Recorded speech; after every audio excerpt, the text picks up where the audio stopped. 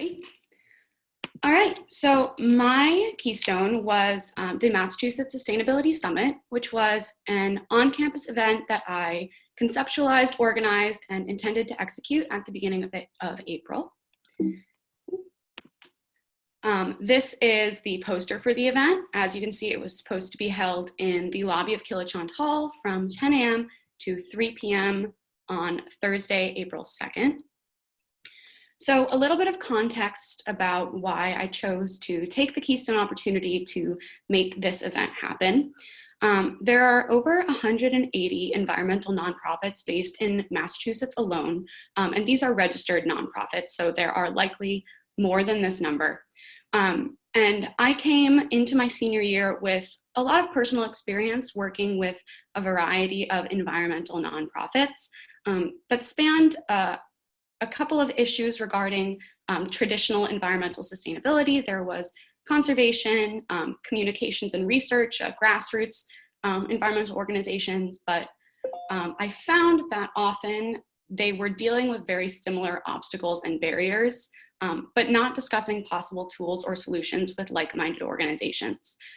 The reason for this makes a lot of sense. Traditionally, nonprofits have had to kind of fight for their own isolated donor base, but in a growing field of social media presence, especially in the 21st century, where donor lists that kind of funded nonprofits throughout most of the 20th century are no longer as relevant because of the digital prevalence of marketing and donor management. I was finding more and more that this segmented isolation of nonprofits was probably doing more harm than good. That was my hypothesis. So I wanted to kind of create an event where these nonprofits could come together and discuss the conversations that were being had within each organization as a larger group. Events like this did exist in Massachusetts and at the larger scale, but generally I found that they fell under one of two categories. Either they had very specific missions or catered to certain subsects of environmental groups, such as a water conference catering towards water conservation and ocean or river cleanup organizations, or they included barriers to entry, such as cost to attend, which was often prohibitive for smaller nonprofits who were kind of being left out of the conversation. So my goal was to create a space where any environmental nonprofit could come together and share their experiences and discuss possible pathways for collaboration. The ultimate main goal was to act as a conduit for organizations to share their current opportunities for collaboration and partnership, and actually jumpstart these partnerships where possible during the day of. From my own Keystone perspective, after the event, my intention was to evaluate the outcomes of the summit to analyze the opportunity costs of not collaborating.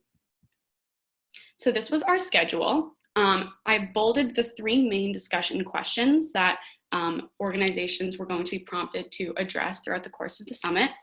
The main first one was organizational strengths and assets. The second was obstacles and strategies to overcome them. And the third was current initiatives and opportunities for partnership.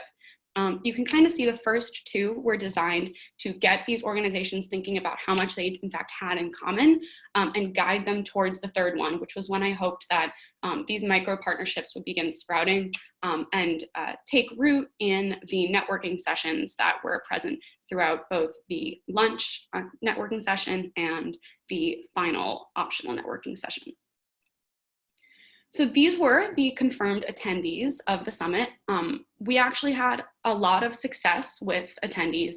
My initial goal was anything more than 20 organizations would have been classified as a success, 20 organizations, and I had budget for up to 60 individuals to be present at the summit. We, in fact, hit capacity towards the beginning of February after 3 rounds of personalized email invitations because each of these organizations wound up confirming that they were sending about 2 to 4 representatives. So we had to cap the summit at about 30 organizations, but this represented a range of nonprofit missions, and I was really happy with this finalized guest list. It spanned social justice from the environmental perspective, traditional conservation, water conservation, and even a couple of eco-technology eco-technology organizations, Manomet, which focuses on sustainable business, and more well-known organizations within Massachusetts, such as MassPIRG, the Esplanade Association, and Save the Harbor. So just some of the logistics, there would be catering at 2 opportunities. First was breakfast catering, which I was ordering from Catering on the Charles and Cafe Landwehr. This was because they had vegan and vegetarian options. Unsurprisingly, in an environmental summit, I found through the final registration form that more than 50% of my summit's attendees were either vegan or vegetarian, which is great, but it did mean that it had to be a priority with the catering orders. So lunch catering was also set to be dig in. Not only is it vegan and vegetarian customizable, but they do their catering orders in compostable packaging.